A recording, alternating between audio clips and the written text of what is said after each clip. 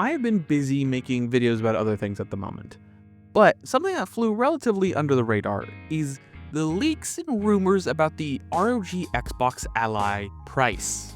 In my thoughts video where I discussed my overall thoughts and opinions on the announcement of the handheld, I figured in just sort of suspected the price points for each of them. And I'm not gonna say I told you so, but I told you so. I said it will roughly be between, for the base model white one, anywhere between $500 to $600, and for the more premium, Ally X variant version, the black one, that one's probably going to be around $800 to $900, and the leaks and rumors seem just the same thing. The price of the handheld is still in contention though. There are a handful of factors still needing to be decided about the handheld, and let alone the sort of tariff situation that has been persisting throughout the course of this year. So with those factors still in play, it makes sense that Microsoft and Asus have not really yet determined a final price point, and committing to one at this stage would be rather foolhardy. And to be honest, they don't want to probably make the same mistake Nintendo did when the tariffs first came into action, right around the time the Nintendo Switch 2 first launched. That whole thing being a whole debacle on its own. So it does make a great deal amount of sense why they aren't committing to any solid price points at the moment. Something that does have me give some pause to all this elatement and excitement is the price point for the more budget tiered model. I'm concerned about its performance. It is seemingly to be a more similar to the Steam Deck than its, namesake. It is a modified Z2 chip, making it more akin to the Steam Deck than it is to the actual Z2. I don't honestly understand that decision though. They already had a more cut down model, the Z2 Go. But some important things to note about the Z2 Go, it is functionally essentially an AMD 6800U with slight modifications here and there, soldered off a few cores and lower the clock speeds, minor efficiency improvements and IPC adjustments and whatnot, but functionally it's a cut down version of that processor. And on top of that, it is significantly older in terms of its generational architecture in comparison to its other namesakes, the Z2 and Z2 Extreme. The only reason why I could see them going down this more cut down and more efficient approach than using existing more efficiency-based processor chips that AMD already provides is that they're trying to maximize the amount of performance to low wattage performance as they possibly can. And the only way to achieve that is using more modern architectures for better overall gaming performance and efficiency gains, opposed to using a cut down, modified version of an older generation processor such as the Z2 Go. Seeing this modified version of the Z2 might lend you to believe that it is going to be similar to the Z2, but the way I see it, it's going to be more efficiency optimized, so it might not perform as well as the full normal Z2, and more optimized for low wattage Steam Deck-like performance, because the Steam Deck performs very well at low wattages still, especially in comparison to some of those less efficient handhelds out there.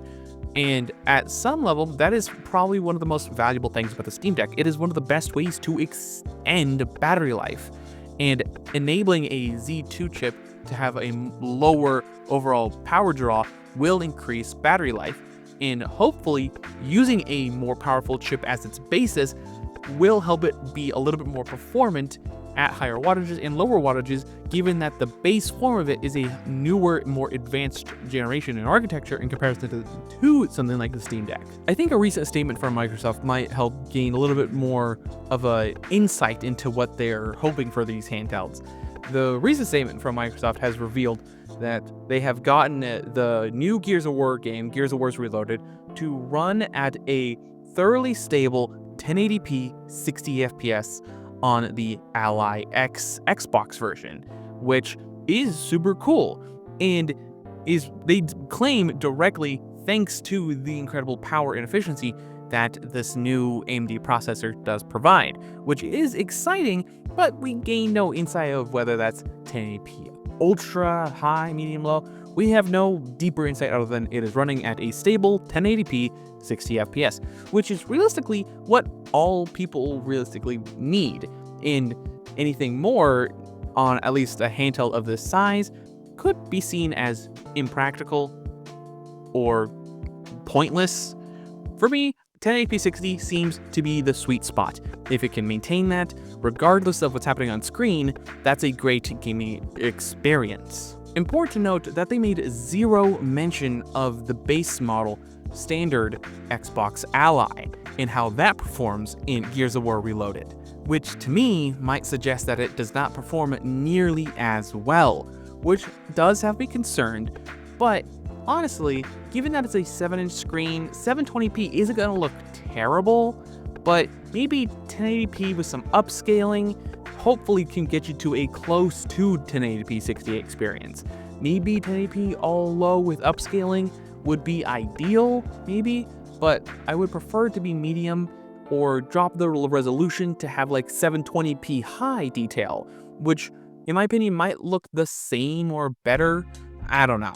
At that point, it just might be preference, whether or not you're okay with a slightly more pixelated look to have higher fidelity models or higher resolution but lower fidelity models.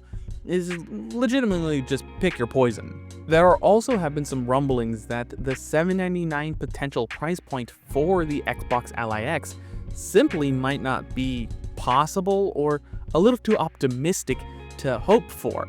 And honestly, that is to me the bare minimum, because anything more expensive than that draws comparison to much nicer built handhelds, things from Ioneo and GPD, things that offer honestly more compelling features, and with the potential of installing something like SteamOS or even utilizing this new Windows handheld mode if they bring it to more handhelds in the future, or just make it generally accessible for you to download on anything, it would be honestly not the best choice to buy if some of those things do come to pass. If this thing exceeds $1,000, I don't see a world where this thing is insanely successful. $1,000 can get you a lot in terms of a PC handheld.